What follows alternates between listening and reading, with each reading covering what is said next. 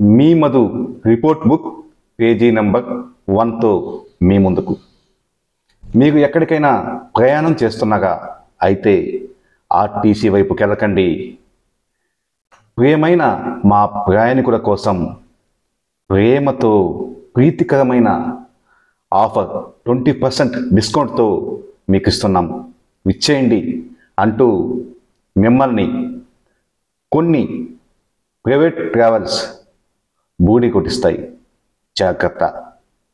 Suppose వాళ్ళు చెప్పినట్టే మీకు టికెట్ బుక్ చేసుకున్నారు, డబ్బు తక్కువని లేదా డబ్బుకి కక్కుతిపడి ఆ తర్వాత ఏం జరుగుతుందో ఒకసారి చూద్దాం.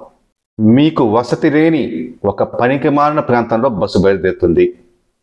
సరే, ఆ బస్సు దగ్గరికి వెళ్ళి బస్సు ఎక్కే ముందు ఏం చెప్తారంటే ముందుగా టిఫిన్లు భోజనాలు ఏదైనా ఉంటే చేసేయండి, బస్సు మధ్యలో ఆగదు అని చెప్తారు.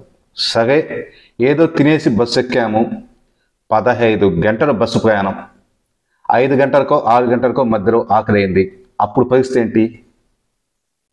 సరే, బాత్రూమ్కి ఒక్కసారి ఆపుతాగట. అంటే 15 గంటల ప్రయాణంలో బాత్రూమ్కి ఒక్కసారి ఆపితే 3 గంటలకు ఒకసారి బాత్రూమ్కి వెళ్ళాలి అనుకునే వాళ్ళు చాలామంది ఉంటారు. వాళ్ళ పరిస్థితి ఏంటి?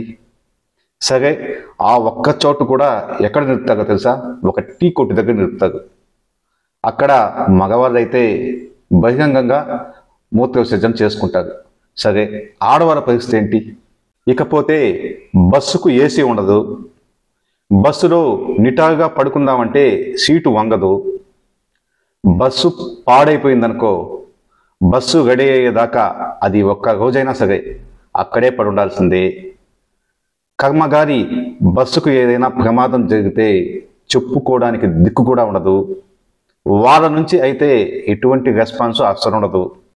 అందుకే ఆర్టీసీ బస్సునే ఎంచుకోండి, రిస్క్ లేకుండా హ్యాపీగా ప్రయాణం చేయండి. మీ మధు.